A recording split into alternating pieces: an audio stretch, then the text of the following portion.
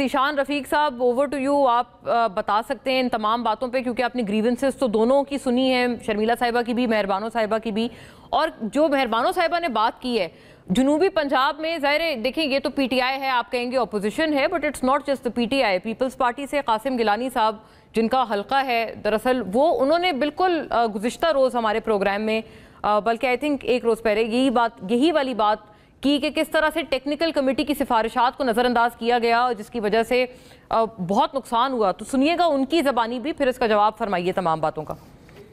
मुल्तान में जो 2 breach point थे, जिसका एक शेरशाह का जो बंद था, जिसका टेक्निकल कमेटी ने ये अनाउंस किया कि आप इसको ब्रीच करेंगे हम, तो उसके बाद ब्रीच क्यों नहीं किया गया, इसका लोग हमसे समझे हैं। और ब्रीच ना करने से जो पिछले 70 किलोमीटर में जो तबाही हुई है, उसका जिम्मेवार कौन है? And people in South Punjab are not happy with the Punjab government's decisions. आप एक डीएसपी के कहने पर तो जलालपुर में गिलानी एक्सप्रेस पे ब्रीच कर सकते हैं, तो एक टेक्निकल कमेटी के कहने पर आपने शेरशाह के बंद को क्यों नहीं ब्रीच किया?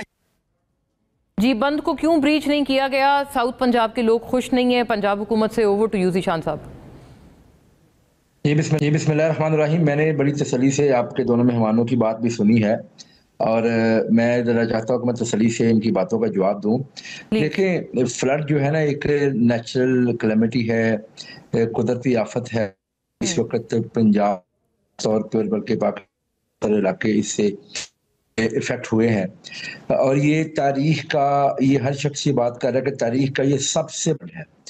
जहाँ तक सबसे पहले तो ये बात की गई कि हुकूमत ने तैयारी ठीक नहीं की या हुकूमत की इसके ऊपर तवज्जो नहीं थी, क्योंकि मैं समझता हूँ कि ये बड़ी बदकिस्मती है कि हम लोग हर एक कुदरती आफत भी हो, कोई ऐसा मौका हो, तो हम उस पर भी सियासत करने की कोशिश करते हैं, जो हमें नहीं करनी चाहिए।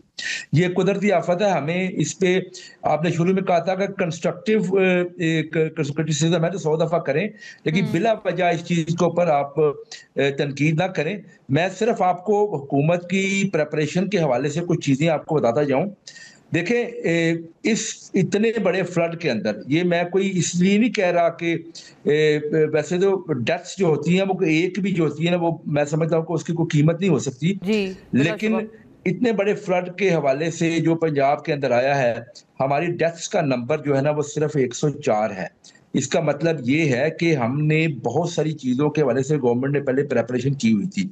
मैं अगर इसी को कंपैरिजन करूं इसी चीज का, केपी में भी तो चंद दिनों के लिए फ्लड आया था, बड़ा मामूली सा, एक जो आया, एक दो शहरों के अंदर आया, सिर्फ लिमिटेड उसका स्कोप था। ये तो पूरे पंजाब में फैला हुआ है हमारा जो फ्लड पंजाब के अंदर। अच्छा, मतलब आप ये भी साथ फरमा रहे हैं कि पख्तूनख्वा में जो सैलाब था वो उस दर्जे का नहीं था जैसे पंजाब में जिसका सामना हुआ है? पंजाब में तो बहुत ज्यादा है ना। मैं इसलिए कह रहा हूँ कि मैं सिर्फ बताना चाहता हूँ कि ये सिर्फ तनकीद ना करें। मैं कोई तनकीद नहीं कर रहा किसी गवर्नमेंट के ऊपर, लेकिन सिर्फ मैं कह रहा हूँ कि अगर आप सिर्फ ये तनकीद करना शुरू कर दें कि अब मौका मिला कि फ्लड आया है तो पाकिस्तान मुस्लिम लीग नून की हुकूमत की कमजोरी है तो कोई मिल नहीं रही, तो बिला वजह से हम तनकीद शुरू कर दें, तो मैं समझता हूँ ये मुनासिब बात नहीं है।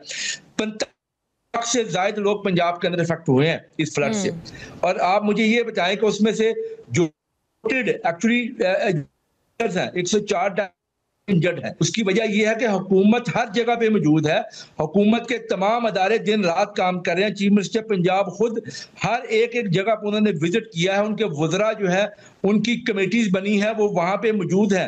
और यकीन मानिए, कोई एक जगह, जब मुल्तान की बात की, मुल्तान में सीनियर मिनिस्टर हमारी खुद वहां पे मौजूद है। वहां पे एक जो है ना वो रिलीफ के हवाले से, लोगों को फ्लड से निकालने के हवाले से जो है ना काम किया जा रहा है। हमने सिर्फ पब्लिक लोगों को नहीं, हमने जानवरों को भी, तकरीबन जो 20 लाख से ज्यादा जानवरों को हमने रेस्क्यू किया है। हमने लोगों के खाने का भी बंदोबस्त साथ साथ कर रहे हैं, अपने रिलीफ कैंप्स के अंदर उनकी अद्वियात का भी बंदोबस्त कर रहे हैं। उसके अलावा हमने इसका भी थोड़ा सा जवाब जरूर फरमाइएगा। ये जो टेक्निकल कमेटी की बात है ना, जो अभी कासिम गिलानी साहब कर रहे थे, देखिए तो पीपल्स पार्टी है, आपके इत्तेहादी हैं, वो भी ये कह रहे हैं कि टेक्निकल कमेटी की सिफारिशात को नजरअंदाज करते हुए बंद नहीं तोड़ा गया, 70 किलोमीटर तक तबाहकारियां उसकी वजह से आई हैं। देखिए इस तरह होता नहीं है। गुजारिश ये है कि जब भी कोई डिसीजन किया जाता है ब्रीच के हवाले से, वो ऑन द स्पॉट किया जाता है। टेक्निकल कमेटी जो है ना, वो जब फ्लड आ रहा होता है ना, कोई बंदा इसको 100% नहीं कर सकता कि जी इतना आएगा तो यहाँ से ये होगा, वहां से ये होगा। ये ऑन द स्पॉट एक जो भी टेक्निकल कमेटीज की सिफारिशात होती हैं वो बाइंडिंग नहीं होती। वो जो लोग ऑन द स्पॉट मौजूद है उन्होंने ऑन द स्पॉट ये फैसला करना है कि वहां पे क्या करना है क्या नहीं करना। तो मैं समझता हूँ कि इसमें देखिए ना, नई सिफारिश मानी गई, इसी वजह से फिर तबाकारी हो गई ना। तो अगर मानी जाती तो इससे तो यही साबित हो रहा है कि उनकी सिफारिश ठीक थी।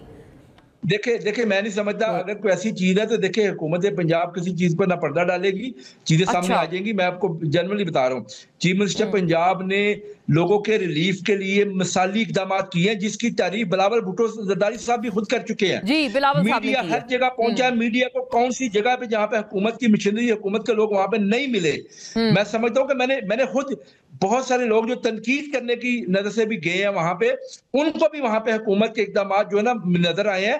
और ये जो बातें की जाती है जी वो लोगों को रिलीफ नहीं मिल रहा, ये मैं समझता हूँ कि अगर कहीं कोई 1% किसी का कोई कमजोरी होगी तो वो अगर रिपोर्ट होती है तो फौरी तौर पर उसको पर एक्शन लिया जाता है। तो मैं समझता हूँ कि ये इस वक्त ये इशू नहीं है, ये बनाना भी नहीं चाहिए। हमें फोकस करना चाहिए, हम एक कुदरती आफत से निपट रहे हैं, हमने आगे आगे आगे कैसे बढ़ना है।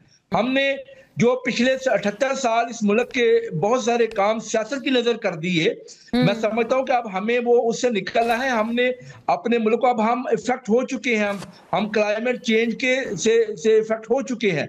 हमने दुनिया की तरफ तो देखना है लेकिन हमने खुद भी कुछ करते रहना। साथ साथ दुनिया नहीं आएगी तो क्या हम बैठे रहे? ये चीज हमें नहीं करनी।